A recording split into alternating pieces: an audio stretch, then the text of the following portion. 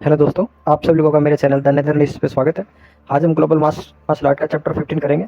Chapter 14 के last में we फांगपिंग को कुछ जो सीनियर्स होते हैं, जो वांग जंग के दुश्मन होते हैं, जो पिछले ईयर उससे कंपटीशन में हारे थे, वे सब उससे बैर निकालने के लिए फांगपिंग के पास आते हैं, क्योंकि वे जानते हैं कि वांग जंग को जानता है, ये उसके कॉलेज से आया है, वहाँ से उसके शहर से आया है।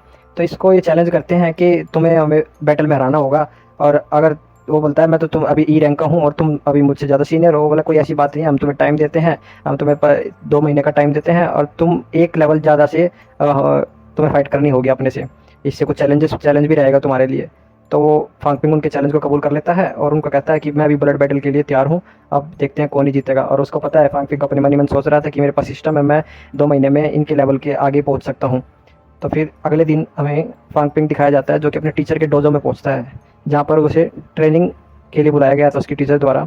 तो जैसे ही वो डोजो का रूम खोलता है तो वहाँ पर एक लड़की खड़ी होती है, जो कि वो ब्लू बाल वाली लड़की होती है, जो कि उसे एग्जाम हॉल में मिली थी जब उसमें टावर चढ़ रहे थे वो। तो वहाँ पर उसने उनके साथ फाइट की थी और उनको हराया था। तो अब उनसे मिलकर वो एकदम चौंक जाता है, ये यहाँ पर क्या कर रही है।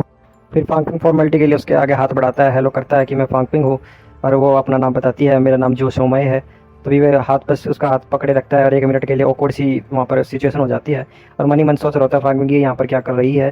तभी वो लड़की कहती है, फांगबिंग तुम मेरा हाथ मिलाना छोड़ोगे, अब हाथ हिलाना छोड़ोगे। तो सॉरी सॉरी सॉरी सॉरी, जब भी वो छोड़ता है उसका हाथ, तो लड़की को भी पता चल जाता है कि वो कहती है कि क्या तुमने कुछ सीनियर्स को चैलेंज किया है। फांगबिंग कहता है नहीं, उन्होंने मुझे चैलेंज किया है बल्कि। तो फिर वो लड़की कहती है द सीनियर्स वो रैंक 1 के हैं, पीक रैंक 1 के, तुम्हें उनसे संभल के रहना चाहिए। अगर तुम उनसे अभी दूर रहोगे तो तुम बच सकते हो, और तुम हार भी सकते हो अगर उनसे फाइट करोगे तो अब की बारी। तो वो भागपिन कहता है चलो इसका हम देखते हैं क्या होता है इसके बारे में, अभी इसकी चिंता नहीं करते, अभी ट्रेनिंग पे ध्यान देते हैं। तभी वो लड़की कहती है तुम बिल्कुल भी चिंता नहीं कर रहे हो उस चीज़ की, तुम्हें चिंता करनी चाहिए उनकी। तभी वहाँ पर उनकी टीचर आ जाती है कि तुम आ गए, तुम बहुत ही चीयरफुल लग रहे हो, क्या क्या बातें चल रही हैं यहाँ पर। तभी वो दोनों कहते हैं इंस्ट्रक्टर लो, और उसको ग्रीट करते हैं। तभी वो टीचर आके कहती है मैंने तुम्हारी सारी बातें सुन ली है, और तुमने जो चैलेंज एक्सेप्ट किया है तुम्हें उस पर खड़े रहना होगा, और अब मैं तुम्हें रोकने की कोशिश नहीं करूँगी, पर तुम्हें उसके लिए उसमें जीतना होगा हर हालत में। तभी कहती है मैंने सोचा था कि तुम अपनी लाइफ की बहुत ज़्यादा फिक्र करते थे, जब मैं तुम्हें ट्रेनिंग करवा रही थी तो तुम बारी बारी मेडिकल पिल ले रहे थे, तो अब तुम्हें क्या हो गया, अब तुम इन अपने खतरे की मोल ले रहे हो इस तरह से। तभी फांगपिंग कहता है मैं उनसे हम दोनों सेम ही रैंक के हैं, बस मैं उनसे एक बारी लड़ाई करके एक तजुर्बा लेना चाहता हूँ, एक्सपीरियंस करना चाहता हूँ कि असली फाइट किस तरह की होती है। हर बारी मेरे से कोई पंगा ले, इससे बढ़िया मैं एक बारी पंगा लेके ये मामला ख़त्म कर देता हूँ, फिर मुझसे कोई और पंगा नहीं लेगा। तभी उसकी टीचर आगे चलती है, हाँ मे भी हो सकता है इससे ये भी ठीक हो जाए तुम्हारा। पर फिर वो उनको एक पहला लेसन देने के लिए जाती है कि मैंने तुम्हें आज इसलिए बुलाया है कि मैं आज तुम्हें एक ट्रू मार्शल आर्टिस्ट बनने के लिए एक लेसन देने वाली हूँ, जो लड़ाई के समय बैटलफील्ड में सबसे आगे रहता है। और उसके लिए तुम्हें कुछ ना कुछ स्किल्स का होना ज़रूरी है, तो अपने एनिमी को मारने के लिए, उस अपने आप को डिफेंड करने के लिए। तो अब फिर वो उसकी मास्टर एक अपनी लात से अब एक लकड़ी पर जोरदार किक करती है, आगे उनके सामने लकड़ी के पोल होते हैं जिन पर अपने पंचेस की प्रैक्टिस करते हैं मार्शल आर्टिस्ट, उस पर जोरदार किक करती है और एक ही किक में उसमें होल बना देती है उस लकड़ी के पोल में, बिल्कुल एक क्लीन होल। और वो फांगपिंग देख कर चौंक जाता है, ये तो बहुत ही सिंपल तरीके से इसने इस पूरी लकड़ी के बीच में एक पूरा एक साफ क्लीन छेद कर दिया है, ये कैसे पॉसिबल हो सकता है, ये खोखली तो नहीं है लकड़ी। फिर देखता है वो असली लकड़ी थी, उसमें क्लीन पंच जैसा होल हो गया होता है, किक पंच। तभी कहता है कि उसकी टीचर उसे बताती है आज मैंने तुम्हें ये टेक्निक सिखाई है, इसे कहते हैं पंचर किक। इसमें हम किसी भी ऑब्जेक्ट में पंचर कर सकते हैं अपनी किक के द्वारा। द नेम थोड़ा अलग है, अजीब सा है, पर इसका नेम से हमें कुछ नाम से कुछ लेना देना नहीं है। इस अटैक का एक ही मकसद है, अपनी सारी पावर को एक पिन पॉइंट पे लाना और फिर अटैक करना। मैंने अपनी सारी पावर को अपने पंचे पर लेके आया है और सारी की वहीं पर रिलीज़ करी है और ज़ोरदार से की मारी है, और वहाँ पर अपनी की को रिलीज़ किया है, जिससे ये पंच इफेक्टिव रहा है।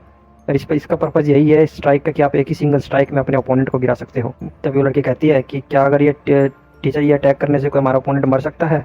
तभी उसकी टीचर कहती है ऑफ कोर्स ये टेक्निक बहुत ही किलिंग टेक्निक है, इससे आप ओपोनेंट को मार सकते हो, और आपको थोड़ा सा कंट्रोल करके, अगर आप स्पेयर फाइट कर रहे हो तो आपको कंट्रोल करके यूज़ करना इस चीज़ को। ये सबसे ज़्यादा यूज की जाने वाली टेक्निक है मार्शल आर्टिस्ट के लिए। तुम्हें इस चीज़ को समझ जाना चाहिए, अगर तुम मार्शल आर्टिस्ट के लिए फाइट कर रहे हो कहीं भी, तो तुम्हें अपना हर जोर लगाना होगा बैटलफील्ड में। अगर आप थोड़ा सा भी चूक जाते हो तो आप ही मारे जाओगे। जब से तुम इस स्कूल में आए हो तुम अब एक आम बच्चे नहीं रहे हो, तुम एक मार्शल आर्टिस्ट की ट्रेनिंग कर रहे हो, तुम्हें इन चीज़ों को समझ जाना चाहिए अब। तो फिर कहती है अब तुम्हें इन चीज़ों से स्ट्रगल नहीं करना चाहिए लाइफ और डेथ से, तुम्हें अपना मकसद क्लियर रहना चाहिए। किसी भी लड़ाई को चाइल्ड प्ले के लिए की तरह नहीं लेना चाहिए। एक बार तुम बैटलफील्ड में हो, किसी ड्यूल में हो, तो बस डेथ टू दी डेथ ही उस ड्यूल को कंप्लीट करना चाहिए, और अब सोच कर ही रखना चाहिए कि आप डेथ तक पहुंच सकते हो इस फाइट के अनुसार अंत तक। अगर तुम्हारा क्लासमेट हो या अपोनेंट या तुम्हारा फ्रेंड हो, पर तुम्हें अपना 100% देना होगा उस फाइट में, नहीं तो थोड़ी सी चूक में आप अपने आप को भी चोटिल कर सकते हो और आप मर भी सकते हो। आगे फ्यूचर में कभी वांगजन से भी फाइट करने पड़े तो तुम्हें कंसिडर अपने आप को, तुम्हें यह कंसिडर करना होगा तुम्हें उसे हराना है और मे भी तुम्हें उसे मारना है। ये सोच कर ही तुम्हें फ़ाइट की शुरुआत करनी होगी और फाइट का अंत करना होगा। ये सब चीज़ें भाषण देकर उसकी टीचर कहती है आप ये सब चीज़ें भाषण देकर उसकी टीचर कहती है आप जो मैं अभी तुम्हें ट्रेनिंग दूंगी तो इनको पूरा करना ही होगा तुम्हें। फांग पिंग टेक्निक को ट्राई करने के लिए तैयार हो जाता है, अपने किक को तैयार करता है, अपनी ब्रीदिंग एक्सरसाइज करता है और अपने आप को स्टेबल करता है। तभी उसकी टीचर कहती है तुम्हारा अभी तुम जो तैयारी कर रहे हो उससे तो देखने में तो ठीक लग रहे हो, तुम ठीक जा रहे हो। तभी वो कहता है फांग पिंग मुझे तो सिंपल ही लग रहा है, मुझे सिर्फ अपनी टेक्निक को थोड़ी फोर्स गैदरिंग करनी है और जो कंडीशंस हैं इस टेक्निक की वो मेट करनी है, एक्सप्लोजन वगैरह की। मुझे सब कुछ प्रीटी सिंपल लग रहा है तो मैं कर लूँगा। तभी वो लड़की कहती है प्रीटी सिंपल? सिंपल क्या, तुम्हें ये बिल्कुल फोर्स गैदरिंग वगैरह सिंपल लग रहा है? तभी फांग पिंग उसे चिढ़ाता हुआ कहता है तुम्हें अपने आप को कंपेयर नहीं करना चाहिए किसी चीज़ से, कई बंदे नेचर से ही बहुत ज़्यादा स्ट्रॉन्ग और इंटेलिजेंट होते हैं।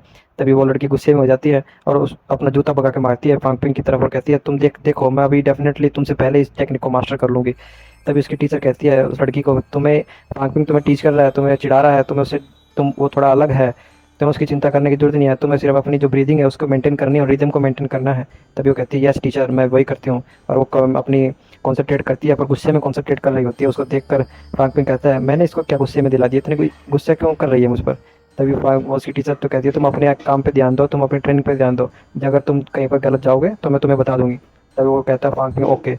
तो वो अपनी टेक्निक की तैयारी करता है, अपनी फोर्स गैदरिंग को कंप्लीट करता है और अपनी किक में जो कंडीशंस हैं सारी का फोर्स को गैदर करता है और एक किक को लॉन्च करता है जोरदार, फोर्स एक्सप्लोजन कंप्लीट। और फिर देखती है उसकी टीचर इसने इतनी जल्दी ये क्या कर रहा है, और चौंक जाती है कि क्या कर रहा है ये, और वो अपने बेयर जो शूज़ थे वो नॉर्मल शूज़ उन शूज़ से ही उस पर किक कर देता है और कहता है देखो मैंने कहा था डेमोस्ट्रेट करो पर ऐसे नहीं, तुम ऐसे ही वुडन के पोल को किक नहीं कर सकते हो। तो फिर बाद में वो एक्सप्लेन करती है कि मैं रैंक 6 की हूँ, मैंने पोल पे किक किया तो मैं समझ सकते हो कि वो हो गया, पर तुम अभी नॉर्मल हो रैंक ई के हो, तुम ये नहीं कर सकते, तुम्हारा पैर टूट जाएगा।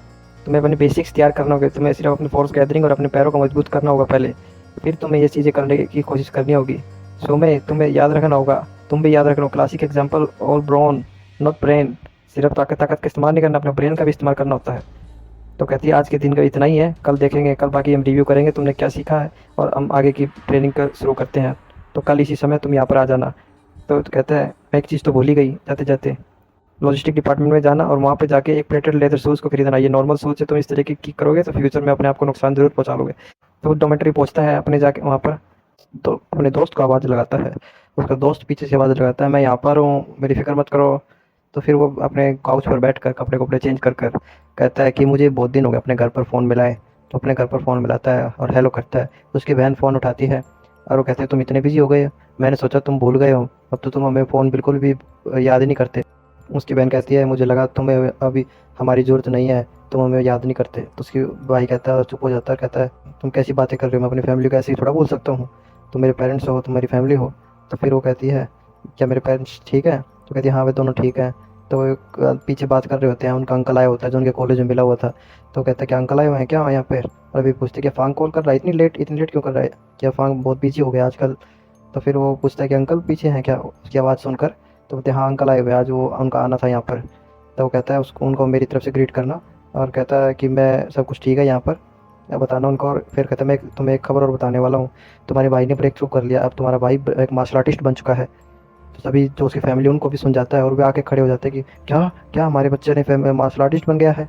तभी सब कहता है एवरीवन डोंट बी शॉक्ड, इतनी आम बात है यहाँ पर, ये मैं अकेला मार्शल आर्टिस्ट नहीं बना, यहाँ पर बहुत सारे बच्चे भी मार्शल आर्टिस्ट बने हैं, यहाँ पर नॉर्मल बात है। तो अंकल फिर उसका बात करता है उससे कि तुम इतनी जल्दी, बहुत जल्दी तुमने ब्रेक कर लिया, तुम्हें तो अभी गए बहुत ही कम दिन हुए हैं और तुमने हमारे शहर का नाम रोशन किया है।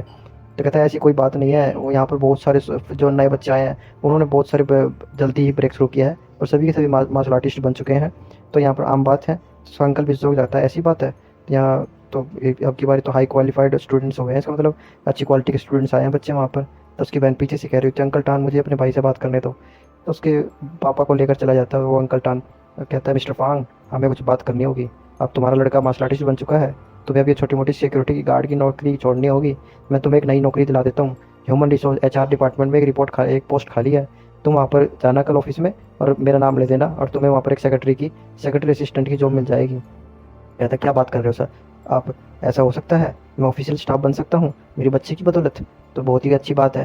कहते हैं थैंक यू मिस्टर टान, आपने मेरे लिए इतना कुछ किया और मेरे बच्चे ने। तो फिर सीन शिफ्ट होता है जहाँ पर फांग पिंग एक स्टोर रूम में जाता है, कहता है मुझे मेटल प्लेटेड शूज़ दिला दीजिए। और वहाँ पे एक टीचर को कहता है, वो कहता है क्या? उसका कार्ड देखते हैं और कहता है तू तो अभी मार्शल आर्टिस्ट बने नहीं हो, जो मार्शल आर्टिस्ट नहीं है मैं उनको एलॉय वेपन्स ही दिला सकती हूँ, पहले मार्शल आर्टिस्ट का कार्ड लेके आओ। तो वो फांग पिंग कहता है मैंने कल ही तो ब्रेक किया है, ब्रेक तो 1-2 दिन हो गए मुझे करे हुए। तो बोला मैं तुम्हारी बातों में नहीं आ सकती, पहले तुम एग्जाम रूम में जाओ, रूम फ्लोर नंबर 2 पे, वहाँ पर चेकअप कराओ और अपने जो टेम्प्रेरी मार्शल आर्ट कार्ड है उसको रिटर्न करो और उसकी जगह अपना परमानेंट मार्शल आर्ट कार्ड लेके आओ, तब मैं तुम्हें डबल प्लेटेड मेटल शूज़ दिला सकती हूँ। Is that so? वो कहता है अच्छा ये करना होगा। सो एग्ज़ाम रूम जाकर वो ये चीज़ करा के आ जाता है और फिर वहाँ पर एक दरवाज़ा खटखटाता है एग्ज़ाम रूम का, उसी रूम का। तो वहाँ पर एक पिंक बाल वाली लड़की निकल के आती है। फ्रैंक पिंग उसे देखकर पहचान जाता है क्योंकि ये भी एग्जाम सेंटर में उससे मिली थी जिसने उस पर अटैक किया था पीछे से। तो वो कहता है तुम यहाँ क्या करने आए हो? तुम मुझ पर फिर अटैक करने आए हो? लड़की बोलती है उससे, फ्रैंक पिंग से, मैंने सुना तुमने कुछ सीनियर्स को फिर चढ़ाया है, प्रोवोक किया है, तुम लड़ाई मोल ले रहे हो, क्या वो भी कोई लड़की है क्या तुम लड़कियों से ही जीत सकते हो? ये बातें ताने मार रही होती है फ्रैंक पिंग पर वे। तभी वो कहता है क्या तुम लड़कियों को कमज़ोर मानती हो? क्या तुम लड़कियों को मार्शल आर्टिस्ट नहीं मानती हो, अपने आप को भी नहीं मानती हो? तो वो चिढ़ जाती है अपने, क्यों तुम मेरे ओपिनियंस को ऐसे गलत नहीं ठहरा सकते, और उससे दूर हटती है। और तो कहती है मैं भी देखती हूँ, तुमने जब हमें हराया था तो हम सब के सब फ्रेशमैन थे, अनस्किल्ड थे, पर अब देखते हो जब अब जिससे तुम्हारी फाइट होने वाली है सब ओल्ड मार्शल आर्टिस्ट हैं और सब ने बैटल्स में भाग लिया हुआ है, फिर देखती हूँ मैं तुम वहाँ पर कैसे हारते हो और फिर मैं हंसूंगी तुम पर। तभी फांग पिंग कहता है मुझे उनकी कोई भी चिंता नहीं है, और आखिरकार वे इस यूनिवर्सिटी में इतने सारे रिसोर्स होने के बाद भी वो अभी तक फर्स्ट रैंक पर ही अटके हुए हैं, और उनकी 2 ही वजह हो सकती है अगर वे फर्स्ट रैंक पर अटके हुए हैं, या तो उनकी कल्टीवेशन ख़राब है या बिल्कुल भी टैलेंटेड नहीं है, क्योंकि बिकम ए मार्शल आर्टिस्ट अब मैं इतनी जल्दी बन गया यहाँ पर आते ही। तो इन रीजनों के कारण मुझे उनसे बिल्कुल भी डरने की जरूरत नहीं है और मुझे कोई डर नहीं लग रहा उनसे, तुम देखते जाओ मैं कैसे उन्हें हराता हूँ। और ये चैप्टर 15 यहीं पर खत्म होता है। अगर आपको चैप्टर 15 की एक्सप्रेशन अच्छी लगी हो तो लाइक करना, शेयर करना, सब्सक्राइब करना। Thanks for watching, good bye.